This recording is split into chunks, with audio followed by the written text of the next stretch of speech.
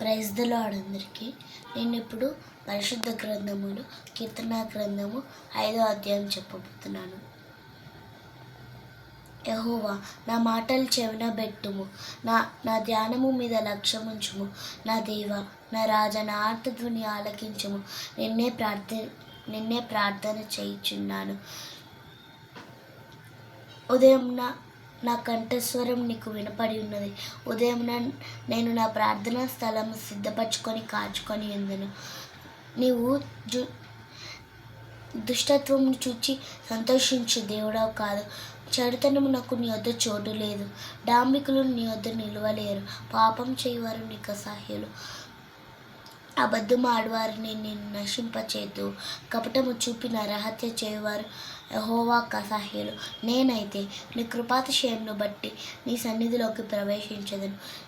నేను నీ ఎడల భయభక్తులు కలిగి నీ సన్నిధాలయం దిక్కు చూచి నమస్కరించదను. యెహోవా, నా కొరకు పొంచి ఉన్న వారిని బట్టి నన్ను నీతి మార్గములలో నడిపించుము. నీ మార్గంలో నాకు స్పష్టముగా తెరవజేయము. వారి నోట యథార్థత లేదు. వారి కంఠము నాశనకరమైన గుంట. వారి అంతరంగము తెరవబడిన సమాధి. వారు నాలుకలతో ఇచ్చకములాడుదురు. నా దేవా, వారు నీ మీద తిరగబడి ఉన్నారు. వారిని అపరాధులుగా తీర్చు.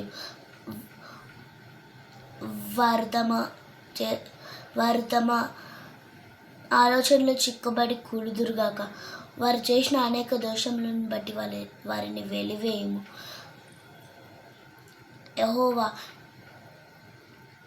యెహోవాను ఆశ్రయించి వారు సంతోషించెదరు.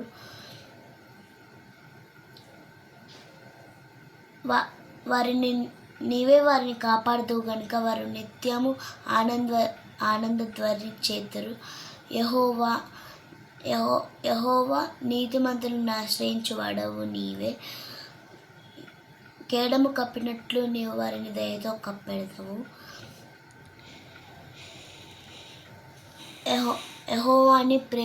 యెహోవా నామం ప్రేమించు వారు యెహోవాను గూర్చి ఉల్లసింతురు.